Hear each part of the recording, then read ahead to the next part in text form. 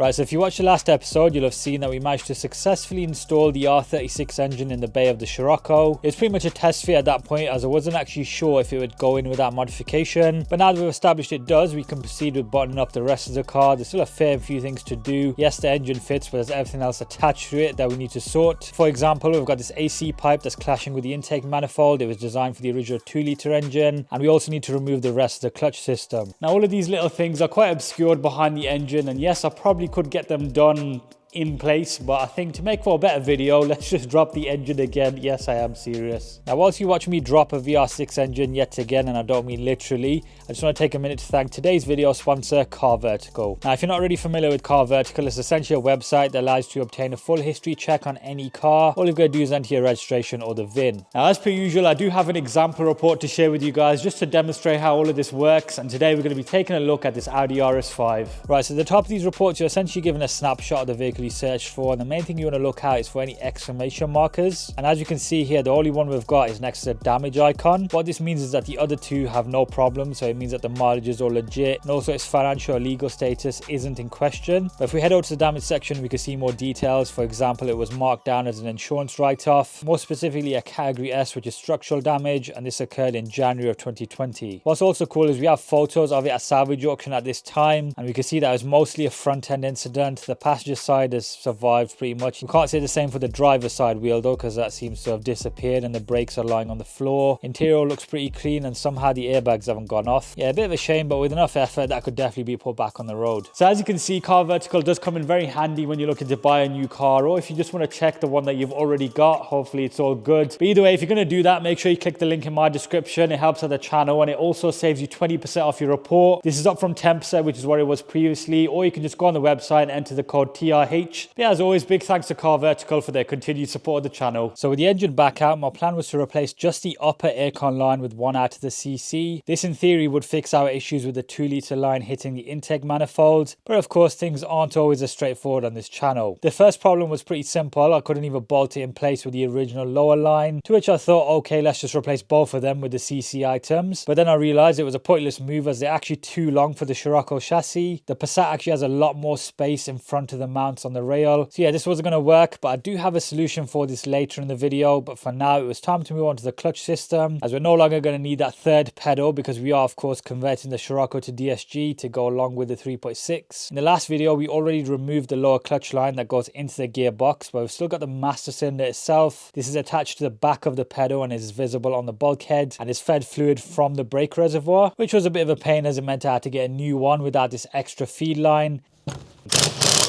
That'll give us what we need. It sits on 2 bungs, but just remember, there's also this before you start going crazy with your pry bar. That's how I managed to destroy one reservoir on the Passat and still never fixed the leak. Right then, I'm not going to bother waiting around. I want to get this sealed off, put it that way, so we'll get the new reservoir on. So there you have it, new reservoir without this end thing on it. So basically it doesn't have another outlet for fluid to go anywhere. Now the part numbers are both the same, so I think these just get cut to account for this line on a manual. So with the fluid side of things sorted, it was time to head into the car and remove the clutch pedal complete with the master cylinder. Not the most dignifying of jobs, but enjoy these 240p iPhone clips nonetheless. Hopefully the car doesn't tip over now that I actually get inside. I'm going to remove some trim here to make your life a bit easier.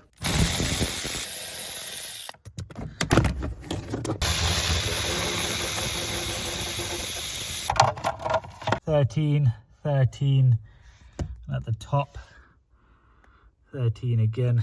I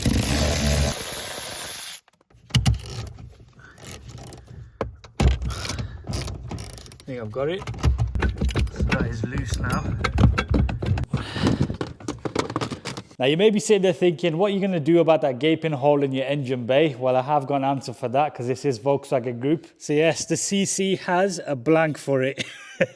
This just reiterates why I love these cars. I mean, the fact that that's even there just makes it so much easier. I could just essentially remove it and clip it into the Scirocco. They've essentially got a fully deleted clutch fluid delivery system. I think we may need to do the brake as well at some point. I keep forgetting that this thing's got a tan interior. It is quite interesting. So if you look here, the brake pedal on an automatic car is actually wider, and obviously you press it to start them up. So I probably will have to nick that as well, but we'll do that later on. In terms of back there, I can't see any screws for that little plate. So let's just give it a go with the pry tool, see if it just pops out. It looks like it's rubber.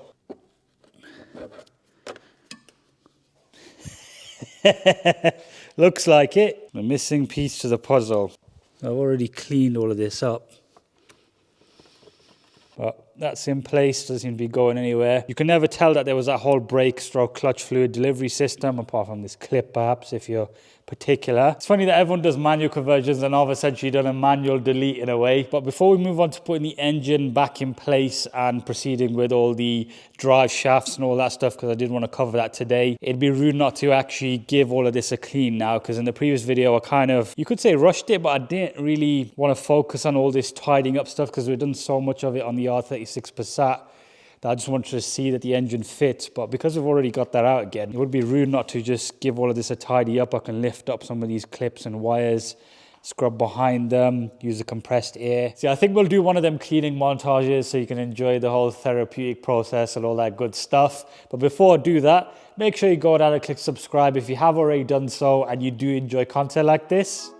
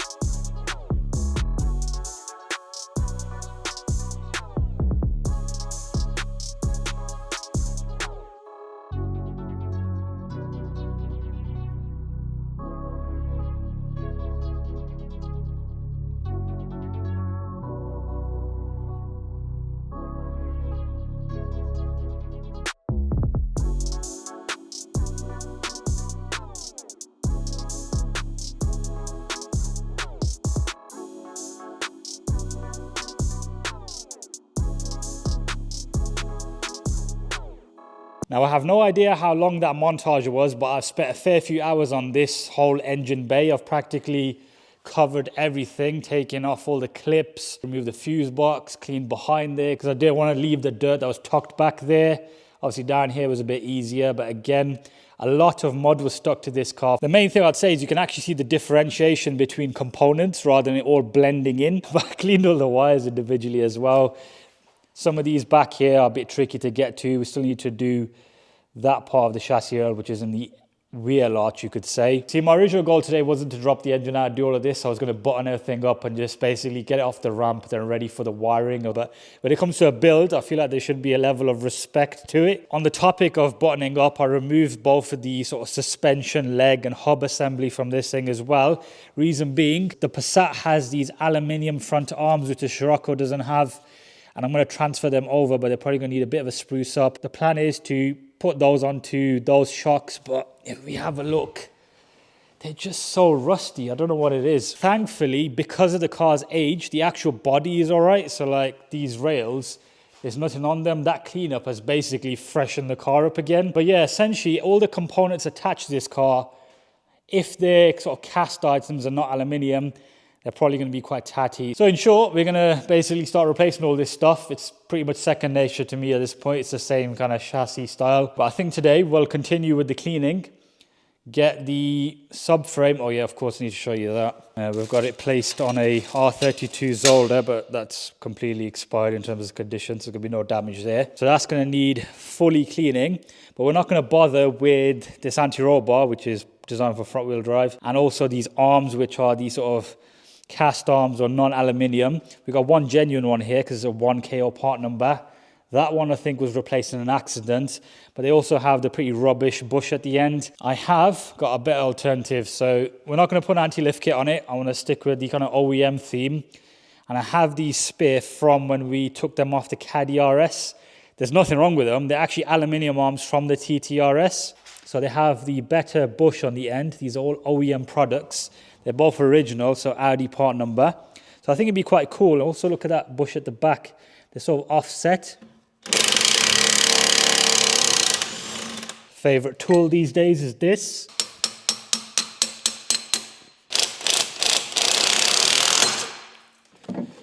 Light work.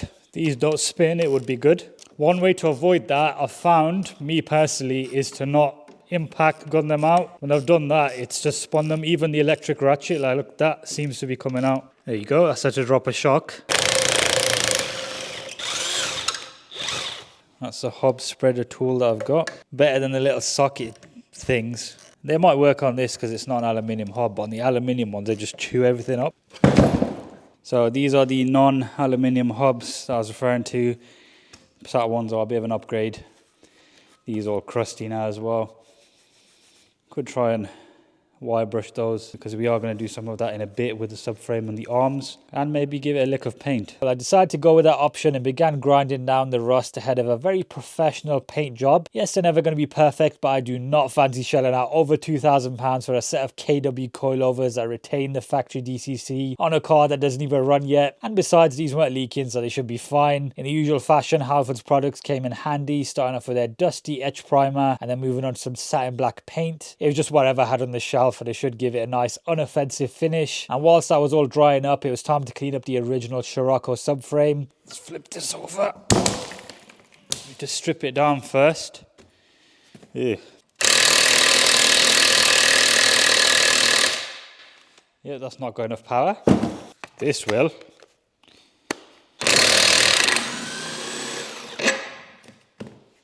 One. Two.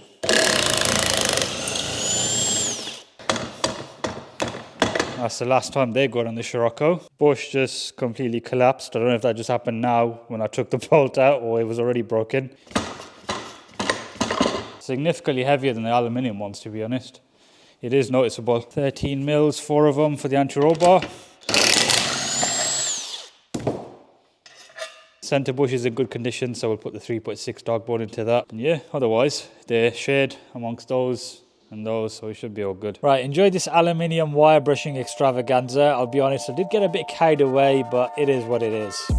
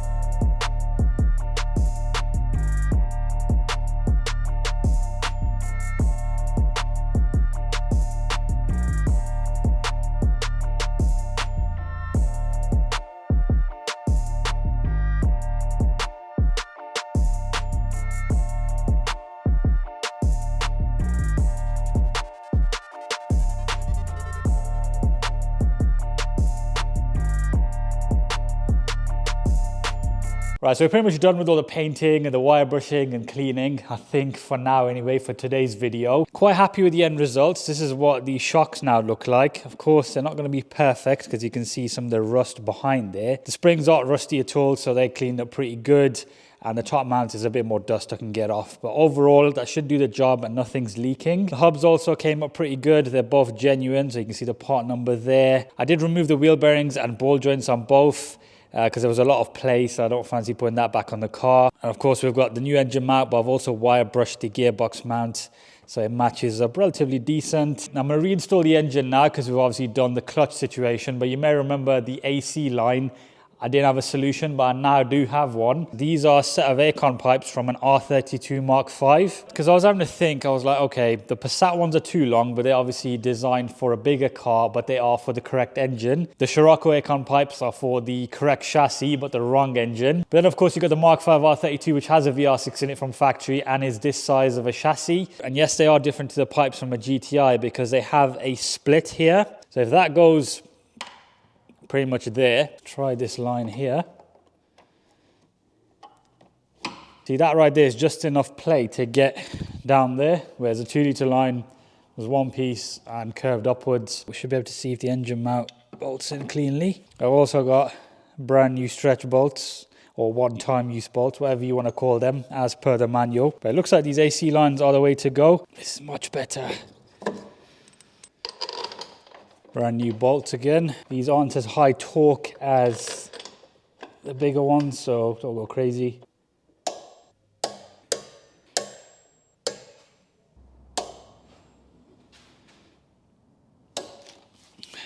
Okay, felt nice. Right, let's get the engine back in.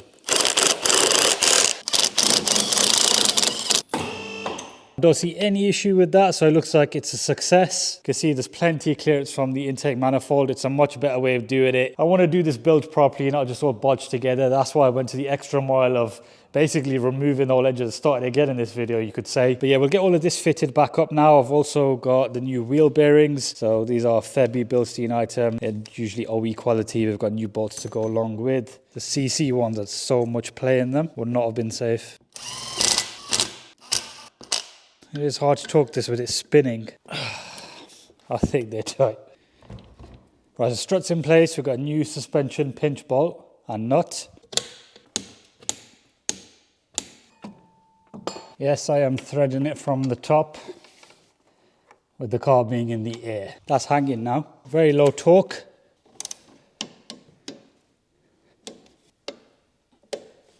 Now this is all back in place as it should, so we're going to move on to the 3.6 litre drive shafts. These came straight off the CC. I will be honest, they're not really worth me restoring them, you could say. There's quite a bit of rust on the end and the paint here is peeled off. That's easy enough to do. This one's a bit better, which is the passenger side, but driver's quite bad. So let's just fit them up and we'll focus on that later on. This is the easier side because the drive shaft is a lot shorter. Right, that's gone through. And that's fully flush in there. Seems okay.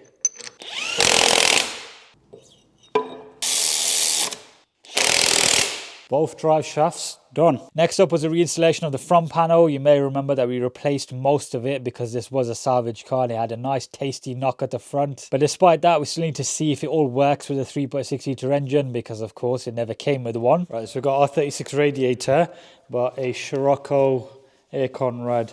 It should just bolt straight up though. Yep, screw holes are all in line. This is obviously brand new. That's relatively aged, but we'll sort all of that later. No intercooler, so this can go straight on now. We'll get this AC line secured as well, now that we established it works. Now we've got the last outlet here, which is a separate pipe, which I'll show you now. They'll team up along with this, and they'll both go into the condenser. So I think that's probably the best way for it to route.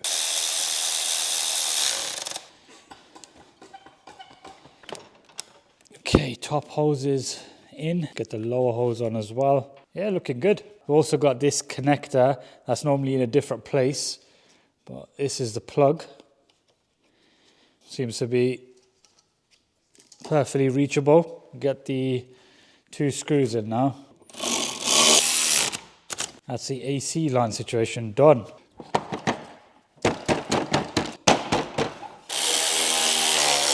The crash bar on next because this will go into this front panel also, and they allow us to remove the jack. This is how we're going to really check the tolerances of everything. You can already see a little problem. Now for the most part, that to me looks like it was always meant to be in that engine bay. It's quite interesting how well it fits. The only thing I have noticed though is the little dipstick, which is catching on the front panel. There is adjustment on this with the side T30s, but I have moved them as forward as I can. and it's still rubbing, so we're gonna have to look into that. Fan is also miles away from the engine, which is another positive. We don't want that spinning. Yeah, it's all looking very nice on OEM, which is a positive thing. Now, on the topic of OEM, we're going to finish this video off today with one pretty interesting mod, you could say. I was planning to do it to this car later on down the line when I found a set. But yeah, as you know, when you're on Facebook, you do find a good deal, and that's what happened. But yeah, in short, I've picked up a set of Mark 8 Golf R brakes or Tiguan R brakes. They're both the same. They come with a 357mm disc as opposed to 340 that's standard on the Scirocco, and you get a 2-piston caliper, which is a lot nicer looking. And that means we can finally get rid of those horrible lime green ones. I'll have to paint the rays to match. I have kind of done something like this in the past with my grey GTI Mark 5. We put Mark 7 R brakes on that, so it's the same kind of logic, they're just a bit fancier. We're also going to chuck on the subframe, which we cleaned up earlier, the aluminium TTRS arms. I've got new ball joints, which are from Febby Bilstein. And we'll also throw on the H&R front anti-roll bar, which is designed for a four-wheel drive car. Right, so we've got the Scirocco up in the air. I was just about to put the subframe back on, but then I thought, let me just test fit the ball joints to see if they actually work. So it goes into one. Well, one hole is miles off, and it doesn't matter which side you do. I've tried that. I tried flipping them around. It's nothing to do with that. And to test the theory, I got the Scirocco R's original arm, this horrible cast item. It goes straight into that. And this is the arm from this car, which is the obviously R36 Passat. Goes straight in. What this means for today is I'm going to just put the subframe back on and leave the ends detached. So I'll order some ball joints for a TT.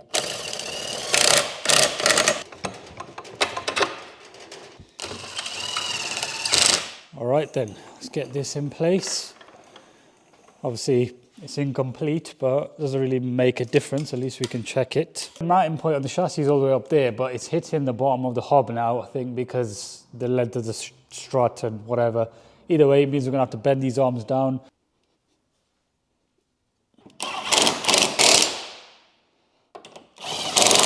All right, looks pretty decent, that. A lot more aluminium involved and a lot more cleanliness. Anti-roll bar seems to be nestled in there pretty decent. I just remember this cable here, which is obviously part of the Scirocco's steering rack loom. It goes into the level sensor normally, see if it works. Okay, straight fit onto the 3.6 engine, pretty cool. We have also got to put in the dog bone, but I think for now, let's finally move on to those brakes. Okay, so moment of truth, let's see if we can fit a Mark 8R brake disc on this Passat hub. I was about to say Scirocco, but it's not anymore, is it? So yeah, if whatever works now on this car will work on your 2-litre TDI. These are not sided. They're meant to be sided, but it's got the same problem as the old Club Sport discs. They're actually very similar to design. Little T30 that holds it all in place. Right, see what happens. The holes seem to be in the same position on the hob. That's threading as well with the original Scirocco bolt as well. Right, I'm not going to put the pads in. VW Group doesn't change much, I'll be honest. Even though there's supposed to be like 17 years between generations, even though this car is 2015, this is like a Mark 5 Golf underneath, which goes back to, what, 2003? Oh yeah, that seems to be going on perfectly fine, folks. Oh, they look so good. Yeah, I'm well chuffed with that. It's much more modern looking, and it actually matches the age of the Scirocco in a way. Even though these cars, as I said, are older platform vehicles, they don't look like they're from that era. They actually feel to me similarly aged to like a Mark 7.5R, even though it came out in 2014 alongside the 7. It just feels like you can put those straight on and it just matches up. You probably can get better brakes than them. They're not the greatest thing on the planet. They're 2-piston and they're on one side. But I wanted them because it's an OEM R build. Right, so I think this is a good place to end today's episode. I think we've done a fair bit, covered various different areas, done a few nitty-gritty tasks. And obviously we've still got plenty more of those to come, so make sure you are subscribed. Also drop a like on the video if you enjoyed it. And I'll probably bring you an episode maybe in a week or two, because this is where it's going to get trickier for me anyway, because bolting up stuff I can do. Wiring, I'm not the greatest. So we may just move on to this next and get the engine back in and start driving it. Got a lot of bulky items in this unit, just littered around. But yeah, I'll stop talking now and make sure you tune in for the next episode of VW Ramblings on this channel.